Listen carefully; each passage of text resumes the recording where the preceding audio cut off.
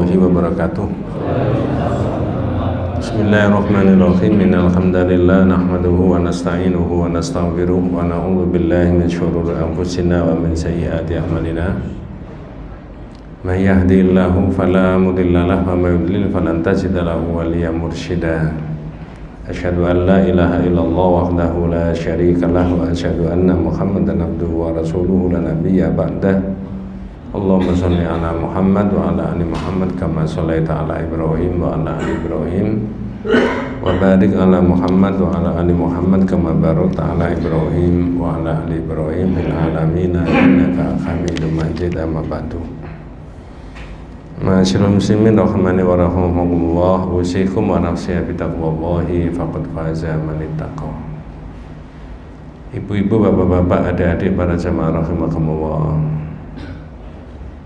Ternyata yang sudah pernah kita bahas di kitab Tauhid itu lebih dari 50 judul ya.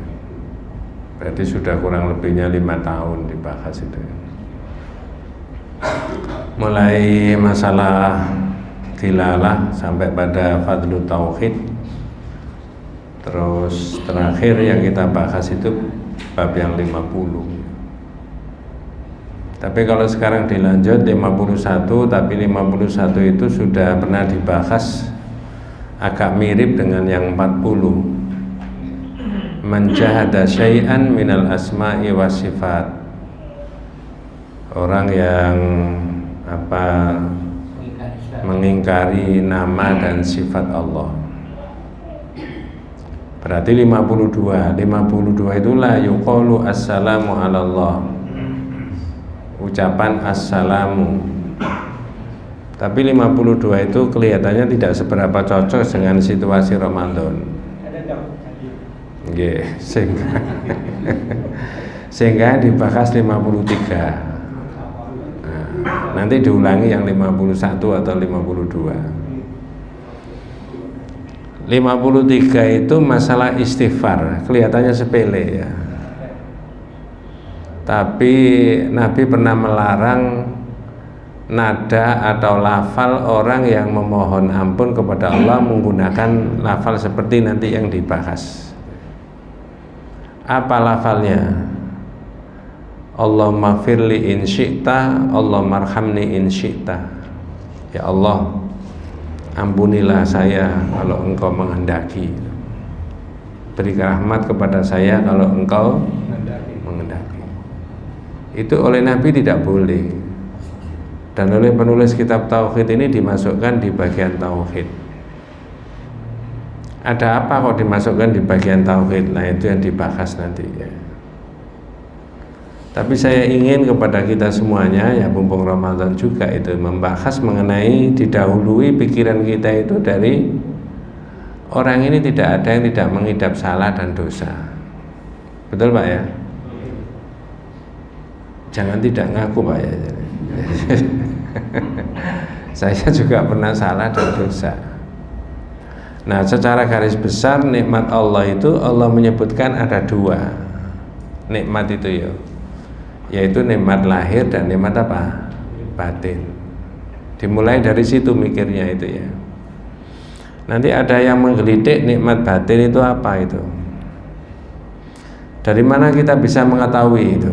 Kita disuruh membahas surat Luqman ayat yang ke-20.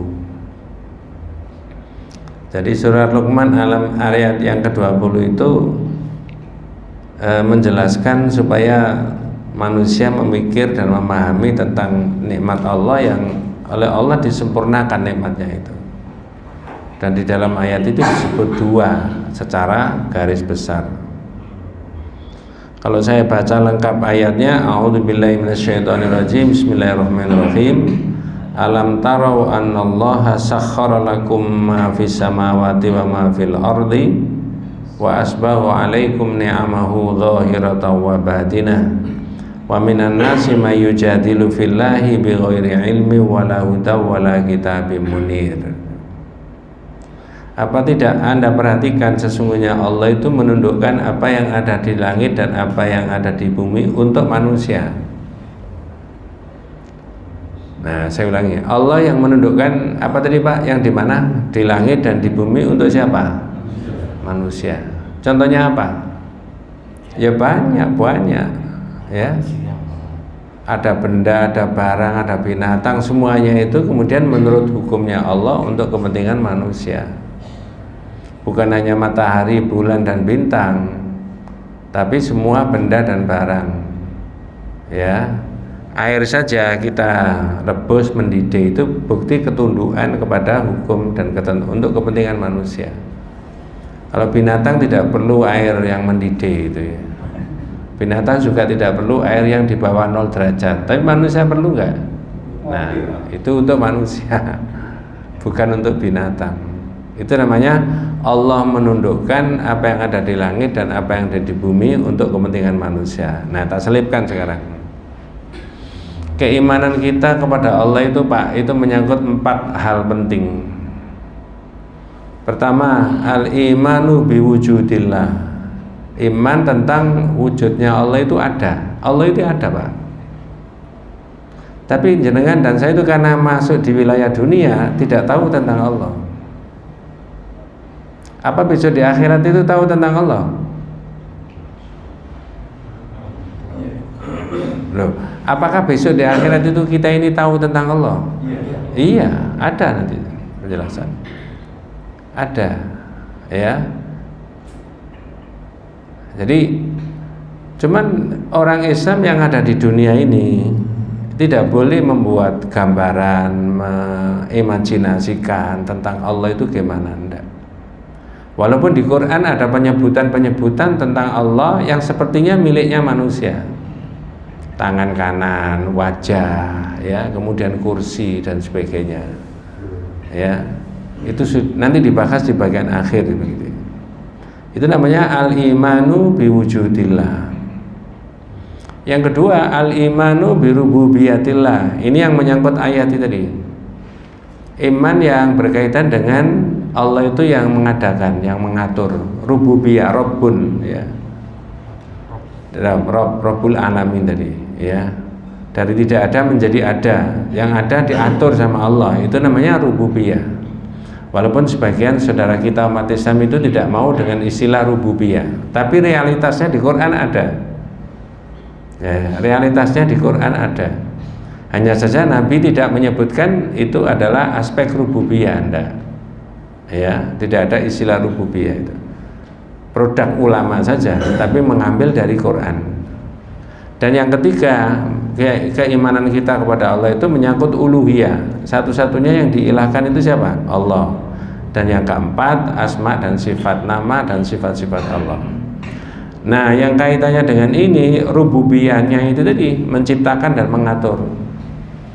Maka surat Luqman tadi, apa kamu tidak perhatikan sesungguhnya Allah itu menundukkan apa yang ada di langit dan apa yang ada di bumi untuk kepentingan kalian semuanya.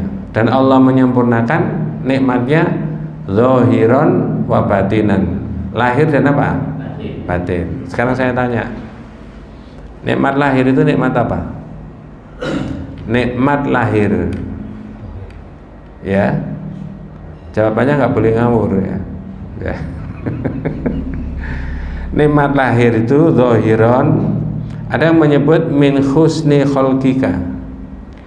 Jadi bentuk postur manusia, lalu ada organ-organ di dalamnya, ada potensi-potensinya, itu semuanya adalah nikmat apa?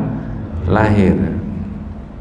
Ada lagi ma yura bil absar, apa yang dilihat, didengar itu nikmat lahir, ya. Kemudian lagi ada as-sihah, sehat. Kamalul khalqi, kesempurnaan penciptaan manusia, itu semuanya adalah nikmat apa? Lahir. Wes, sekarang dibalik. Nanti nikmat batin tuh ada yang Pak, ada yang menggelitik Pak, ya, nikmat batin. Wa batina, nikmat yang batin itu adalah al-ma'rifah wal aql, pengetahuan manusia. Ini jenengan sekian banyaknya duduk di sini tuh, itu kemampuan skillnya beda-beda, ya, tapi tidak diketahui, disimpan masing-masing. Kalau misalkan ada adik kita itu yang hafal Quran, itu nggak bisa dideteksi, nggak bisa dilihat. Bisanya kalau diproduk, itu disimpan. Ini namanya nikmat apa? Batin. Ya, begitu. Kemudian nikmat batin itu al-aqlu, yaitu akalnya manusia tadi.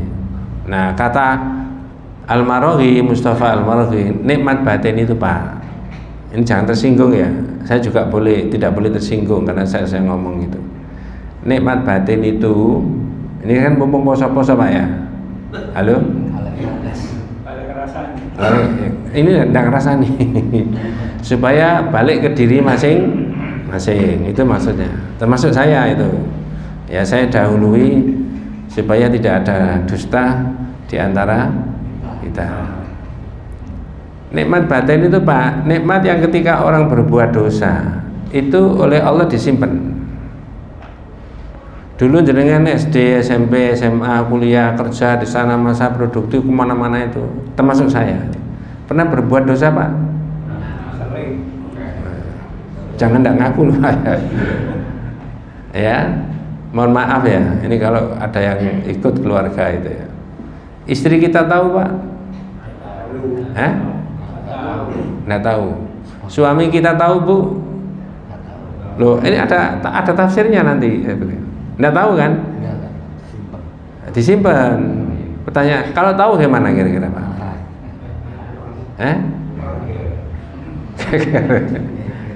Kalau tahu gimana? Coba ini loh, ya. Orang sudah naudzubillah min dzalik terjebak dengan dosa dan salah, oleh Allah disimpan, nggak ditunjukkan siapa-siapa. Nggak ada tanda-tanda fisik orang pernah berbuat mencuri, berzina, apa? Bukan di sini, sana ya. Nggak tahu, nggak ada. Ya, ini disimpan sama Allah. Ini yang bilang gitu adalah nikmat batin itu adalah Mustafa Al-Maraghi dalam tafsirnya. Ma satarallahu min sayyi amalika. Apa yang pernah kamu lakukan terhadap kemaksiatan dan dosa itu oleh Allah tidak ditunjukkan siapa-siapa, tapi disimpan. Nah, sekarang tak tanya itu. Kira-kira dosanya sebanyak-banyak dan seberat-berat, kalau orang itu taubat yang sesungguh-sungguhnya, taubatan nasuha, bisa dihapus nggak sama Allah? Bisa apa tidak? Bisa. Pertanyaan yang kedua, perbuatannya bisa dihapus? Tidak. Orang mencuri zaman awal-awal bekerja itu sampai sekarang masih ingat Pak? Jangan dijawab Pak. Nggak tahu Ustaz gitu ya. Tahu dulu di sini pernah gini. Perbuatannya nggak bisa dihapus. Sudah pernah dilakukan kok. Inilah orang dimasukkan di Ramadan, bulan maghfirah dan sebagainya. Itu keuntungan besar buat kita Pak. Ya. Nabi itu dalam hadis itu beristighfar kepada wa astaghfirullah wa atubu ilaih gitu. Sehari lebih dari berapa? 100. Ada yang menyebutkan 70, ada yang lebih dari 100 dan sebagainya. Nah, jenengan dan saya itu jangan merasa kemudian banyak dosanya, kemudian seolah-olah tidak ada yang bisa menghapus dosa kita. Tapi Allah itu bisa. Ini satu poin bahwa manusia itu siapa saja. Nah, kalau sudah begitu ya jangan menumpuk dosa. Ya, jangan menumpuk dosa. Hanya saja nggak tahu dosa itu ditumpuk dan tidaknya itu loh, nggak tahu. Moro-moro kemudian orang itu ya naudzubillah meninggal misalkan begitu ya. Kemudian di dalam Islam itu kita disuruh membersihkan dosa. Tadi disuruh apa Pak? Caranya Pak? Tobat. Namanya taubatan apa? Taubat nasuha itu kayak apa?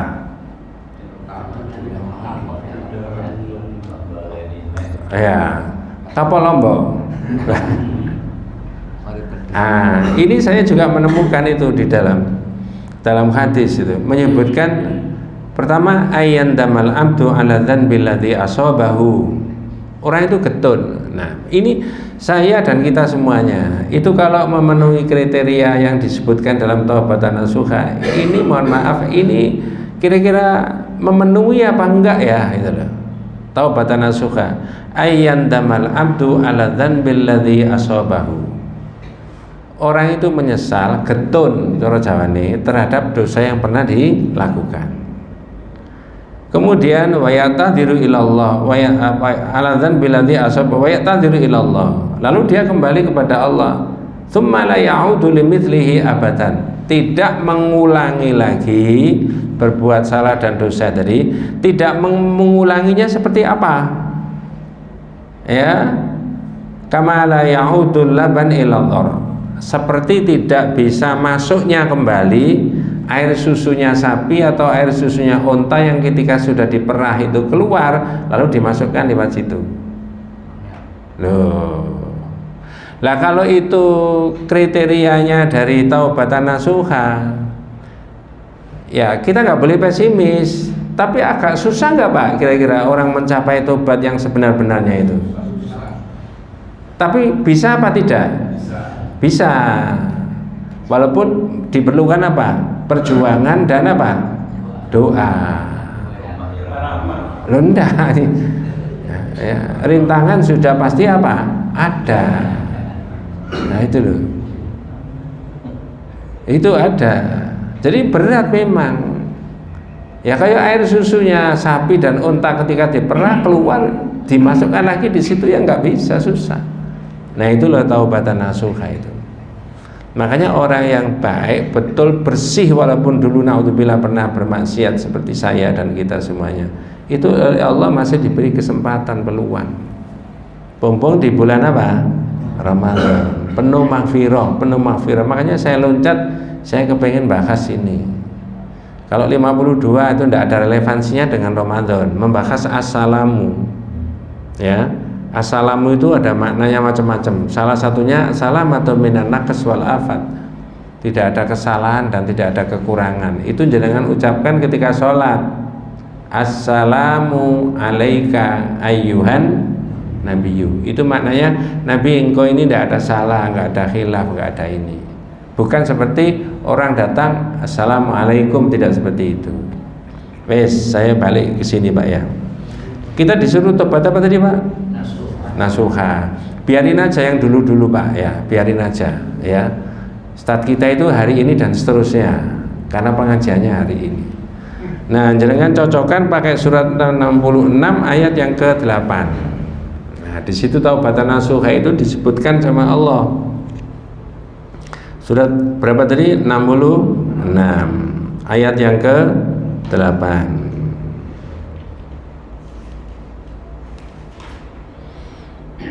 Ini kan sudah seringkali diucapkan taubat nasuha taubat. Cuma ini detail Pak ya, detail. Nanti saya kembali ke hadis, mengapa kok tidak boleh dengan cara begitu tadi ya? Ya Allah ampunilah aku gitu ya. Jika engkau menghendaki itu loh yang tidak boleh. Tauhidnya di mana itu kok tidak boleh?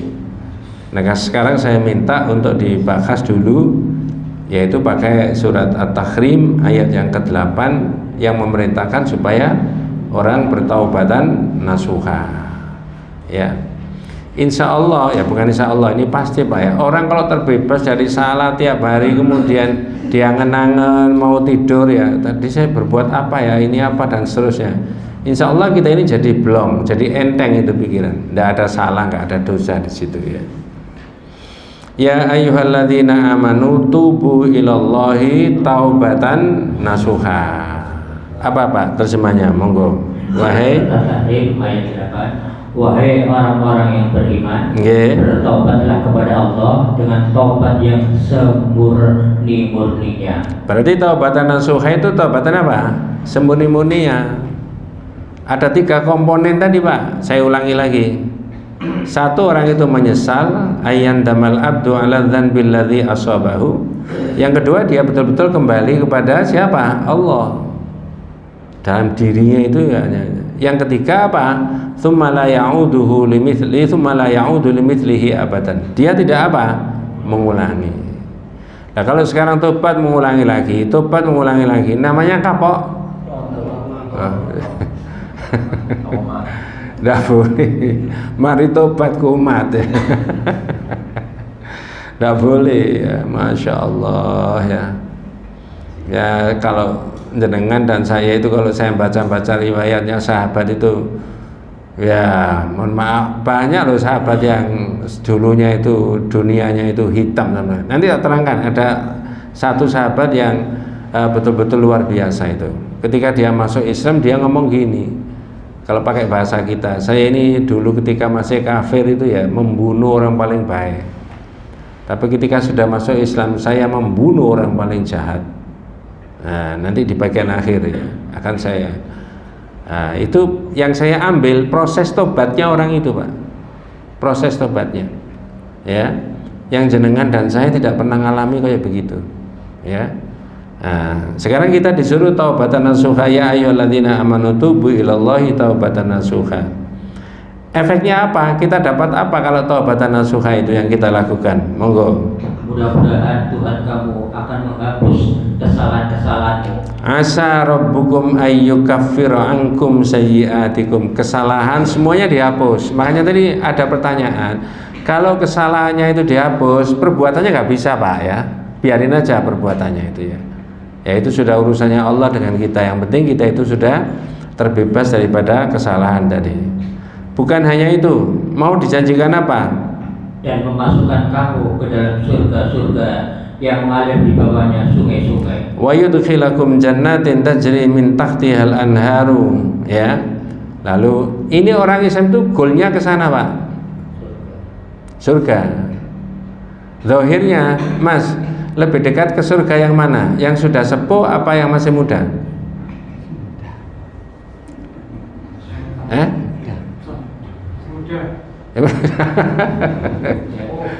Ya tidak tahu kita itu, Pak. Baik yang muda, yang sudah senior ya tetap dijanjikan oleh Allah Pak surga. Saya seringkali membuat ilustrasi begini. Jadi kalau jenengan yang sudah seusia saya ya 69 70 itu tenang aja, Pak. Nggak usah gopo ya. Pasti akan mengalami kemerosotan fisik. Betul, Pak, ya? Jangan ngaku loh, Pak, ya. Betul. Walaupun mungkin pakai suplemen ini, suplemen itu, latihan, enggak bisa. Itu sudah hukumnya Allah. Makanya kalau ada orang, ternyata sampai ini tua, enggak apa-apa, Mas, semuanya ya sudah tua. Anak itu ngomong lagi, hati-hati loh, Pak, sampai tambah tua banyak penyakitnya. Bener nggak, Pak? Enggak apa-apa. Enggak apa-apa, ya sudah dipakai 60 70 ya mesti aja. Kamu baru 24 duduk berlama-lama berdiri itu ya langsung mencolot bisa. Kalau saya nggak bisa, Mas, dijogo terus pelan-pelan berdirinya. Kalau nggak begitu ngeblak ya. Ya mudah-mudahan jenengan disehatkan sama Allah ya. Saya seringkali berkunjung ke sahabat-sahabat saya yang usianya setara dengan saya. Tapi saya ya Allah mentakdirkan itu mengalami fisik kemunduran luar biasa. Disuruh sholat sama istrinya, ya sholat. Lah, sholat apa? Coba. Ya. Iya, Pak. Ya. Jalan itu sudah pakai gini, selentengan terus. Seusia saya. Wes itu urusannya Allah ya. Usia biarin aja berkembang, yang penting jenengan dan kita semuanya diberi Allah sehat. Ya, itu. Dan tidak bisa dihindari, pasti akan mengalami apa? Kemerosotan. Ya. Kata Dokter Hamdan, dokternya rumah sakit di sepanjang itu apa namanya, Dokter Saraf.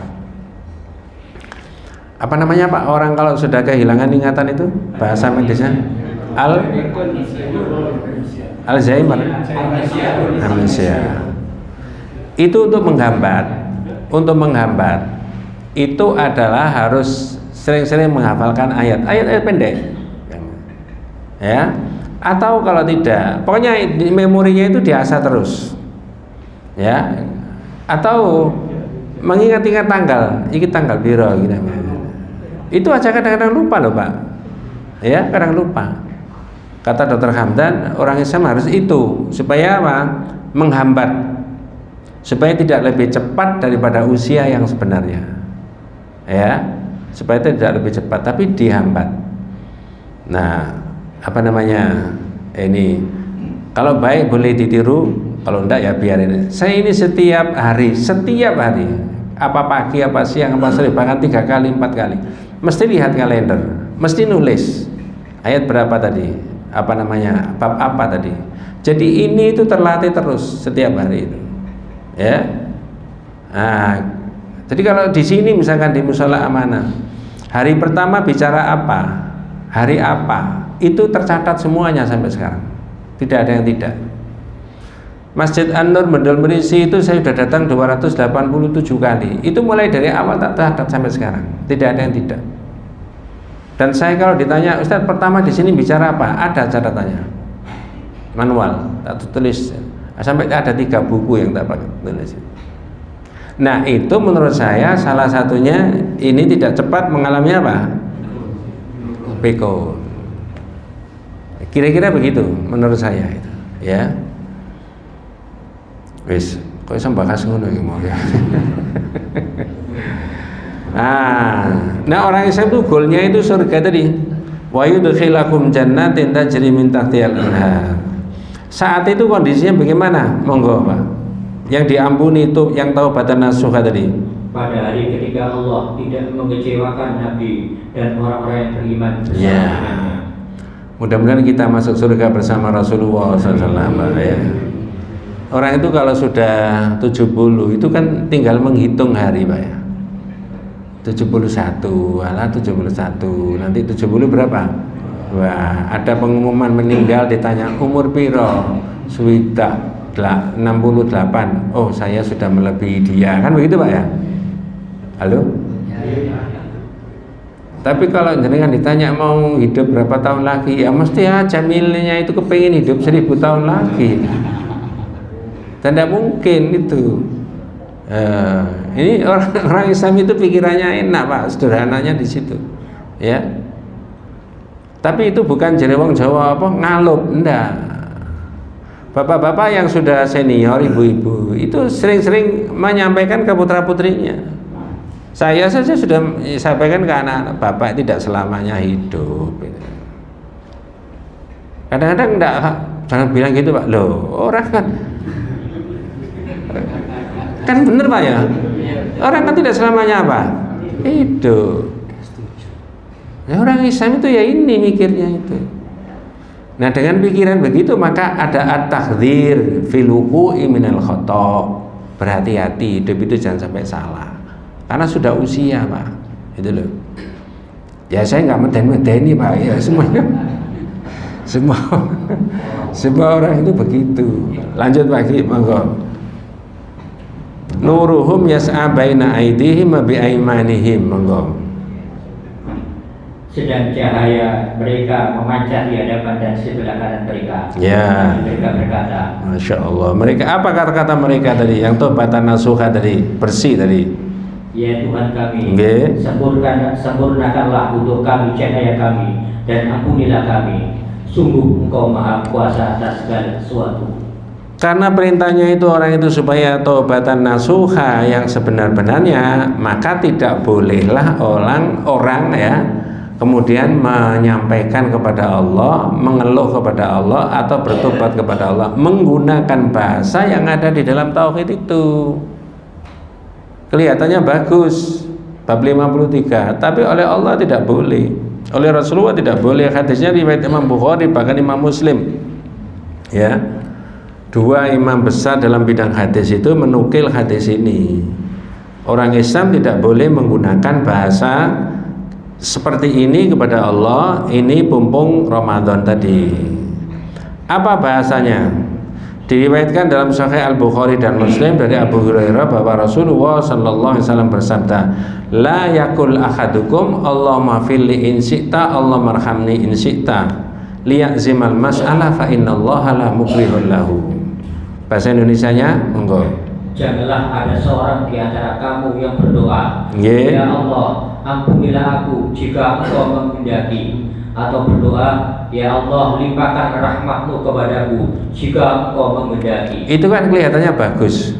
Ya Allah, ampunilah aku jika Engkau menghendaki. Berikan rahmat kepada aku jika Engkau menghendaki. Tidak boleh, Pak. Nah, nanti kenapa tidak boleh? Itu ada aspek tauhidnya yang dilanggar. Nah, ada aspek tauhidnya yang dilanggar. Kalau tidak boleh menggunakan lafal dan bahasa kayak begitu, disuruh bahasanya gimana? Kata Nabi. Tetapi hendaklah berkeinginan kuat di dalam permohonannya itu. Ya, kalau pakai bahasa kita permohonan kuat, ini kalau tidak Engkau ya Allah yang memberikan maghfirah nggak bisa. Karena tidak seorang pun, tidak siapapun yang bisa berhak untuk menghapus apa? Dosa. Bukan Nabi Muhammad. Nanti tak selipkan ada nasyid yang ada di masyarakat yang maknanya Nabi Muhammad itu menghapus dosa. Sudah pernah dengar?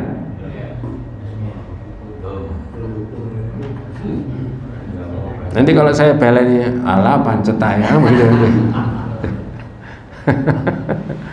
lihat zimal masalah, supaya menaruh harapan betul terhadap dosanya diampuni, maka tidak boleh dengan cara begitu.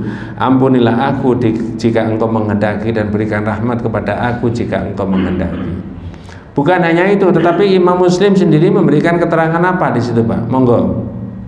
Dan hendaklah ia membesarkan harapannya, karena sesungguhnya Allah tidak terasa berat atas sesuatu yang Dia berikan. Ya, Allah tidak merasa berat terhadap sesuatu yang Ia berikan. Jadi dibolak-balik sama Allah bisa. Ada orang diberikan luar biasa kekayaannya bisa, naudzubillah min dzalik, ada orang dijatuhkan dengan tidak terhormat juga bisa. Nah, sekarang tauhidnya kita bahas. Apa tadi Pak bahasanya? Pakai bahasa Indonesianya yang tidak boleh sama Nabi? Ampunilah aku jika engkau. Dua, berikan rahmat aku jika engkau menghendaki. Itu tidak boleh. Tidak bolehnya karena apa? Satu, nah ini yang dibahas tadi. Annahu yash'uru bi anna Allah lahu mukrihun ala syai' wa anna wara'ahu man yastati'u wa yamna'ahu. Nah, tauhidnya di sini seolah-olah ya, seolah-olah Allah itu ada yang menghalang-halangi. Lah kalau Allah itu ada yang menghalang-halangi, berarti kehendaknya Allah, kemampuan Allah terbatas enggak? Terbatas. Nah, itu tauhidnya. Lah kalau keinginan Allah itu terbatas, kehendak Allah terbatas, berarti ada zat lain yang lebih mampu dari siapa? Allah. Tauhidnya di situ. Ya, annahu yash'uru, karena dia itu merasa bi annallahu lahu mukrihun ala syai'. Allah itu adalah ada yang menghalang-halangi. Berarti terbatas kalau ada menghalang-halangi. Sedangkan kehendaknya Allah itu terbatas enggak, Pak? Tidak terbatas, tak terbatas. Itu ada yang nyeletuk saya menerangkan begini itu. Ustaz, berarti seenaknya sendiri itu sama dengan MK? Ya enggak, MK ya ada aturan. Sampai senengane ngono ae, jangan. Lain. Jangan emosi Pak, pos-pos. Hanya saja itu keputusan final gitu loh. Tapi finalnya Allah beda. Itu ada kemungkinan masih menyalahi etika berat. Nah, Allah tidak ada menyalahi apa-apa. Maka tidak boleh dengan itu. Jangan disamakan, Bu, saya bilang gitu. Satu. Kalau jenengan cerdas bisa jawab begini, paling itu karangannya Ustadz Dewi, paling. Dua, tidak bolehnya dari aspek tauhid annahu yara anna hadza amrun azimun 'ala Allah. Nah, itu tidak boleh. Mengapa yang kedua? Orang itu merasa bahwa naudzubillah ini kesalahannya dan dosanya sudah sangat apa? Banyak. Engko nang repotno Gusti Allah. Nah, sekarang saya tanya, Allah itu ada yang repot enggak? Enggak. Di situ loh. Jadi Allah itu ada seperti yang saya sebutkan tadi, wujudnya ada, tidak bisa diimajinasikan dalam bentuk apa, tidak bisa dibayangkan dalam bentuk apa, tidak bisa dirupakan dalam bentuk apa-apa, tapi ada. Nah, itu, dan itu tidak terbatas Allah itu. Berapa saja dosanya manusia disampaikan kepada Allah, maka Allah itu akan memberikan ampunan. Nah, begitu, kanahu yara anna hadza amrun azimun 'alallahi, ya. Seolah-olah persoalan dosanya orang itu adalah perkara yang sangat besar. Bagi Allah tidak ada yang besar. Ya. Nah, begitu. Kemudian yang ketiga, annahu yash'uru bi anna talib mustaghni 'anillah. Orang yang menggunakan bahasa begitu itu, Pak, dia itu enggak butuh. Kalau butuh tidak begitu, serius. Ini kalau tidak Engkau ya Allah, ke siapa lagi? Manusia tidak boleh, Nabi tidak boleh, malaikat tidak boleh. Bahkan itu kecenderungannya salah. Maka hanya kepada Engkau ini aku alamatkan permohonan maghfirah dan ampunan itu tadi. Nah itulah maka mengapa bab itu, hadis itu dimasukkan di tauhid sebagai penjelasan dari la ilaha illallah, karena kekuasaan dan kemampuan Allah itu tidak terbatas. Wabil khusus kaitannya dengan ini dosa. Sama halnya dengan orang sakit, Pak. Ya. Sesakit-sakitnya orang itu, kalau orang tidak boleh kemudian punya pikiran yang negatif, ya. Iso waras itu tidak boleh. Nanti ada di bab 64 begitu. Ya. Ya. Iya sampean sing marasno Mas gak iso, tapi ini Gusti Allah ya iso ae. Nah, begitu. Di mana itu saya pernah cerita itu gini, Pak ya. Saya baleni ya, Pak ya. Ada teman saya, tadi pagi saya ketemu sama teman saya itu. 8-9 tahun, Pak, tidak punya keturunan. Oh, menurut Pak Dokter Surabaya Sidoarjo itu tidak akan bisa punya anak. Tanya sama saya divonis Pak Dokter. Oh enggak apa-apa, itu ilmunya Pak Dokter, biarin aja. Memang teorinya di situ dan dia punya ilmu di situ. Tapi kalau saya orang bertauhid, ya coba aja kembali kepada Allah. Lalu konsultasi lagi sama dokter. Dok, gimana itu? Bayi tabung berapa? 50 juta. Tingkat keberhasilannya 25%. Itu kondisi 18 tahun yang lalu. Akhirnya tidak jadi, duitnya dipakai budal haji. Waktu haji belum antri kayak begini. Punya duit langsung budal. 25 dua orang. 25 berarti 50. Saya masih ingat betul itu. Terus pun di mana sih? Ya biasa doa. Cuma yang saya pelajari, orang haji itu jangan niatnya punya anak. Sampai ini dipanggil sama Allah. Wa atimul hajja wal umrah lillah. Tunaikan haji dan umrah itu karena Allah. Jangan ada motivasi punya anak. Orang punya anak atau tidak itu duniawi. Tapi kalau sampai haji niatnya punya anak, itu namanya iradatul insan bi amalihi dunya. Di dalam ibadah diselipkan untuk motivasi dunia dan itu tidak boleh. Wah berat. Oh, enggak berat, enteng. Wis budal bismillah. Cuma di sana boleh berdoa. Boleh Pak ya? Bapak-bapak yang sudah pernah haji dan umrah mudah-mudahan diterima sama Allah. Yang belum mudah-mudahan dimudahkan. Ayo doa di mana yang itu mustajabah itu, Pak? Di Arafah, wukuf di Arafah. Ya. Ngoten Pak ya? Iya. Ya budal. Ayo budal. Pulang dari sana kemudian ternyata 2 bulan istrinya tidak menstruasi, balik lagi ke dokter. Dites kehamilan ternyata hamil. Apa komentarnya Pak Dokter?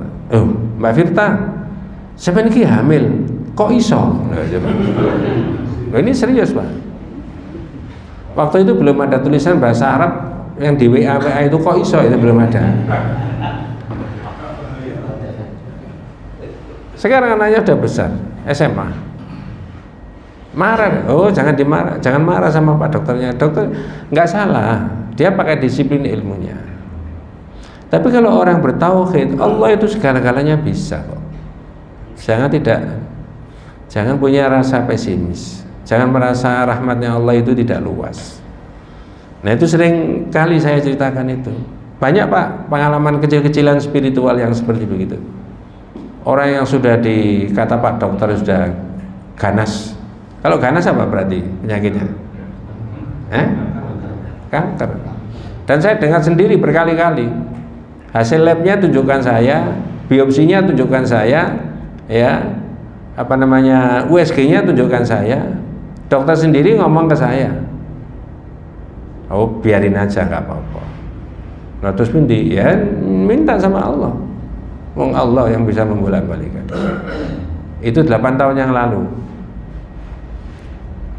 Terus dia tanya, nah ini menyimpang sedikit. Dia tanya, apa yang dilakukan Pak Najib? Loh, doa Doa ini kan nyembus sama Allah. Nah ini ilmunya Pak Dokter, silakan diikuti. Nah sekarang sehat, nggak ada apa-apa. Setelah dioperasi sama Pak Dokter ternyata nggak perlu dikemo. Kalau tidak dikemo berarti kadarnya lebih ringan. Disinar saja, 30 kali disinar. Terus nanti ikuti. Tapi tetap didoakan sehat. Nah inilah iman kita itu di situ Pak. Saya sendiri punya pengalaman spiritual tapi tidak saya ceritakan di sini ya. Nanti lain kali aja. Nggak masuk akal tapi bisa terjadi gitu, ya. Tapi jangan nyontoh Pak ya. Baik kita lanjut aja. Masya Allah. Saya yakin itu tentang Allah Subhanahu Wa Taala bisa segala-galanya itu. Makanya prosesnya kita itu harus tobat tadi dulu. Nah, jangan tobatnya menggunakan bahasa seperti itu. Oleh Nabi tidak boleh, ya. Kalau orang menggunakan bahasa kayak begitu, berarti dia tidak percaya tentang siapa? Allah. Sebanyak-banyak dan seberat-berat dosanya manusia itu pasti akan ada diberikan apa? Ampunan. Nah, sekarang ada pertanyaan Pak? Oh nggih, monggo. Itu kan tadi doanya kan bilangnya jika aku menghendaki. Nggih. Kalau diganti jika itu untuk kebaikan, jika itu menurut Allah untuk kebaikan gimana? Nggak apa-apa. Tapi kalau menghapus dosa jangan itu kebaikan. Semua menghapus dosa itu ya kebaikan. Kalau orang sakit ya Allah saya ini sakit. Kalau baik untuk dunia akhirat saya ini sehat, ya engkau sehatkan. Tapi kalau menurut Allah yang baik itu saya ini dipundut, yang engkau pundut itu boleh. Tapi ya Allah saya ini banyak dosa. Kalau menurut engkau itu kebaikannya apa? Ya jangan begitu. Ini dosa kok mintanya begitu. Ya pasti aja penghapusan dosa itu banyak apa? Kebaikannya. Tapi terkait dengan dosa memang harus serius mohonnya. Tidak kemudian mengatakan ya Allah kalau dosa itu menempel ke saya ada kebaikannya yang kau tempelkan terus, ya jangan begitu. Masa ada dosa itu kebaikannya kan tidak ada gitu. Nah, itu orang mau bisnis, orang mau hubungan dengan orang mau ini, nah itu boleh. Ini ada kebaikannya apa enggak ya Allah gitu loh. Itu Pak ya. Insya Allah. Ada lagi Pak? Kalau tidak ada kita lanjut ya. Tadi saya menjanjikan Pak ya. Ada sahabatnya Nabi, kalau jangan baca riwayatnya para sahabat nomor 1, 2, 3, 4 insya Allah tidak sampai nomor 30 itu ketemu orang ini. Tapi orang ini itu asalnya dunia hitam, mau membunuh, mau minum khamr, mau berzina, mau syirik, mau ini sudah bagian daripada kehidupannya. Nah, tapi Allah menghapus segala-galanya tadi. Orang yang sudah begini ini menjadi sahabatnya Rasulullah, membela Nabi Pak. Ketika sudah dalam Islam dia mengatakan ketika saya masih kafir saya membunuh orang paling baik di dalam Islam. Tapi ketika saya sudah Islam saya membunuh orang paling jahat yang memusuhi Islam. Namanya Wahsy. Wahsy. Wahsy itu yang membunuh siapa? Orang paling baik, Hamzah. Jadi Wahsy itu memang diselipkan untuk masuk di kancah peperangan Uhud itu ya. Tapi dia bukan tentara. Begitu saya baca di Rahiqul Maktum Sirah An-Nabawiyah, dalam jarak 2 meter Hamzah itu ditombak Pak sama Wahsy. Kena di perutnya ini sampai tembus di belakang. Mati Hamzah. Lalu dia pulang.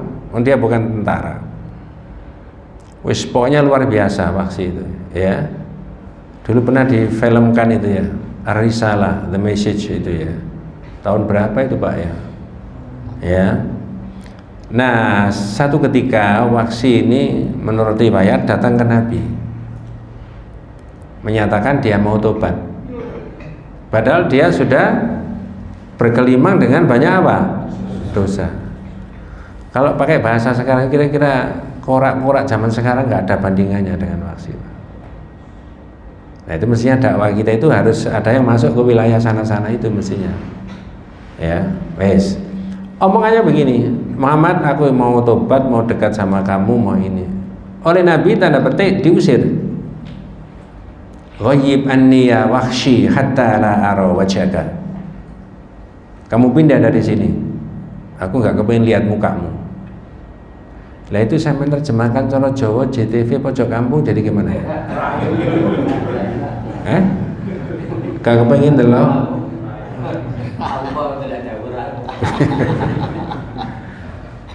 Cuma saya pernah nyasar tahu apa YouTube-nya Ustadz Abdul Somad menjelaskan itu. Kata Ustadz Abdul Somad diterjemahkan atau ringan. Wahsy, aku itu kalau melihat mukamu ingat pamanku yang kau bunuh. Nah kan atau ringan daripada ghaib anni ya wahsy hatta la ara wajhaka. Kamu pindah, gak kepengen delok apa? Raimu. Namanya orang mau gigih, mau jadi orang baik, Pak Wahsy tadi. Yang ada di benaknya Wahsy, Muhammad ini kalau Muhammad ini nabi temenan, enggak begini bahasanya. Nah disitulah kemudian Rasulullah SAW membaca ayat Al-Quran. Ya ini nabi Pak, segala ada pertanyaan, ada problem, mesti jawabannya Quran dan sebagainya. Ya, yaitu ada di surat Al-Furqan ayat 68.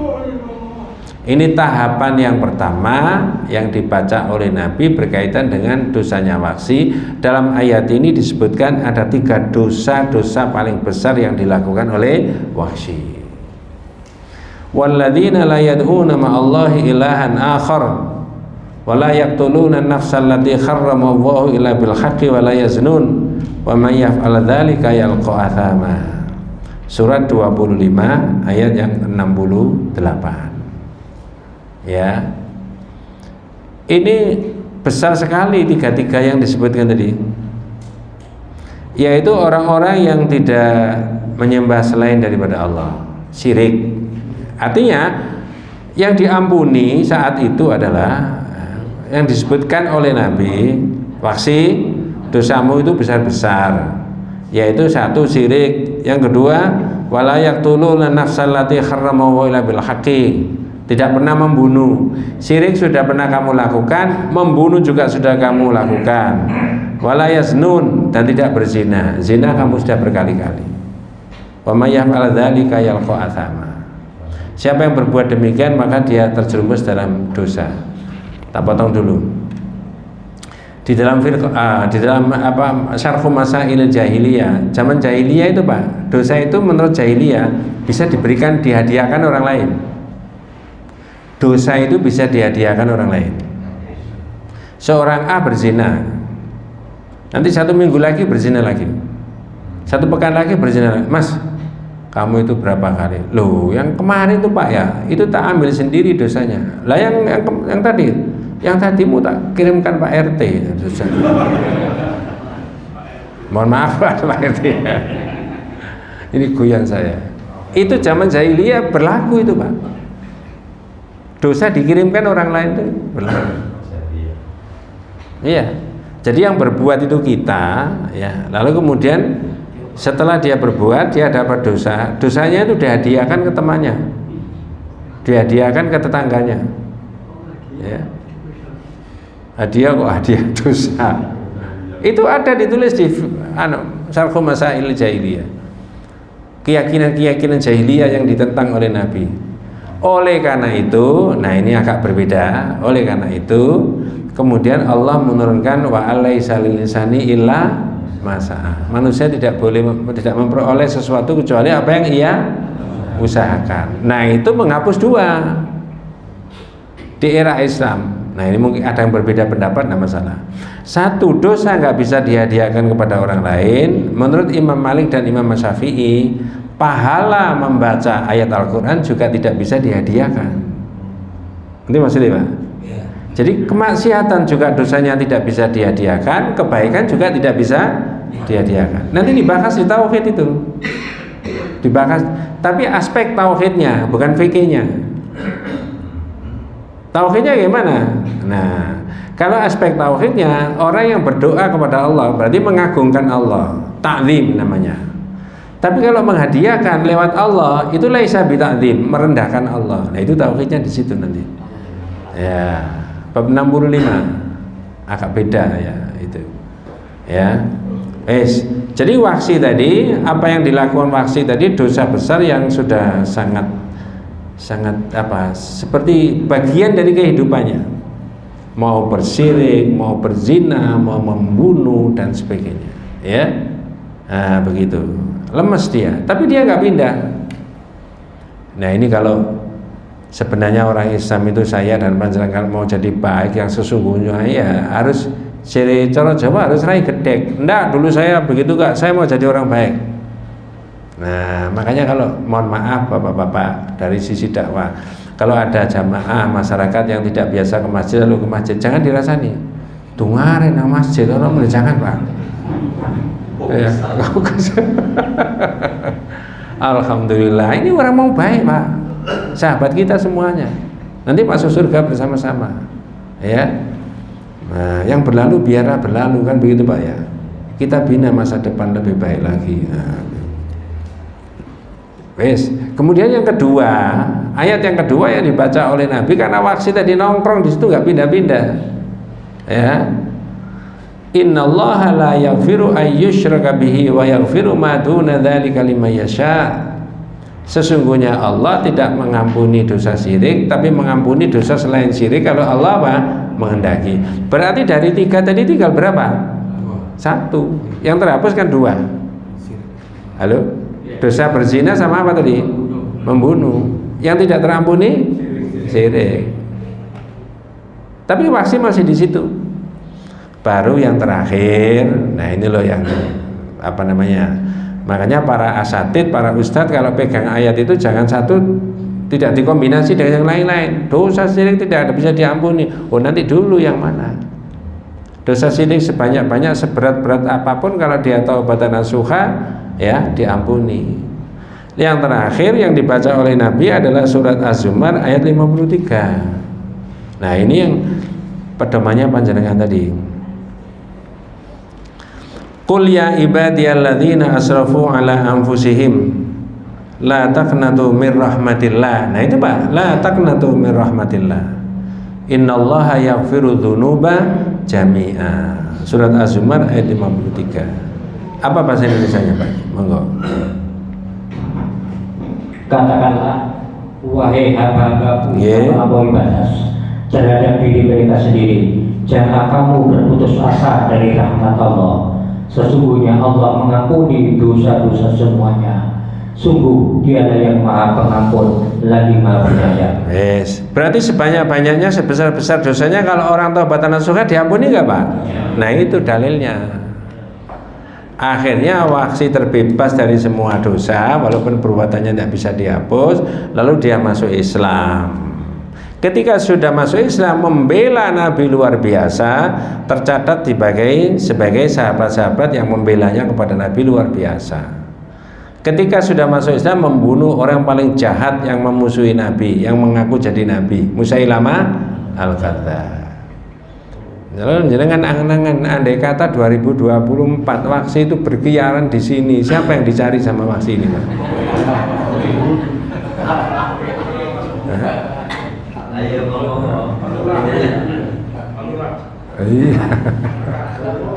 Inilah orang Islam itu nikmatnya hidup beragama itu di situ Pak. Ya, jenengan dan saya masih diberi kesempatan hidup sama Allah. Kalau dulu pernah banyak salah dan dosa, Ramadan ya istighfar aja, selesai sudah semuanya. Dalilnya ada.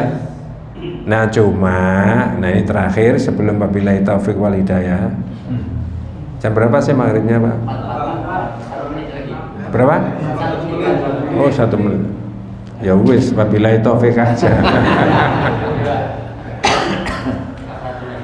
Di masyarakat itu ada begini Pak, alaika ya salam khairul anbiya, assalamu alaika ya salam ya makhidunu, assalamu alaik. Ini tidak ada di dalam Islam. Semoga salawat dan salam dilimpahkan kepada engkau wahai orang yang menghapus dosa. Bukan Nabi yang menghapus dosa Pak. Nah saya menemukan ada hadis ismi fi Zabur al-Mahi, nama saya di Zabur itu oleh Allah ditulis al-Mahi kata Nabi. Bukan Mahi menghapus, bukan menghapus dosa, tapi menghapus berhala. Lalu dari nyanyian alaika ya salam khairul anbiya, assalamu alaika ya salam ya makhidunub, menghapus dosa. Enggak, saya begini bukan mengolok-olok Pak, tapi menerangkan kepada yang ikut ngaji ini ya. Mudah-mudahan Allah memberikan rahmat, barakah, hidayah kepada Allah SWT, kepada kita semuanya. Hadanallahu wa iyyakum ajmain. Kita tutup dengan doa kafaratul majlis. Subhanakallahumma wa bihamdika asyhadu an la ilaha illa anta astaghfiruka wa atubu ilaik. Assalamualaikum warahmatullahi wabarakatuh.